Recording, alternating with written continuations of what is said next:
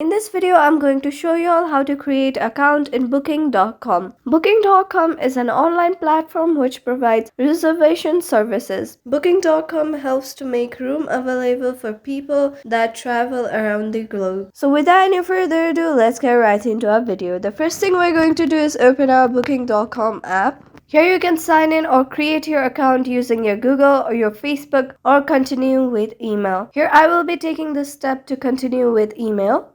Here you'll have to type your email address and tap on continue. After that, here you'll have to create a password that is secure enough. After creating your password, you'll have to confirm your password. After that, tap on create account and sign in. And just like that, we're on the search page. That was an easy step-by-step tutorial on how to create account in booking.com. I hope this video is helpful for you. If this video is helpful for you, don't forget to leave us a like and subscribe. Have a good day.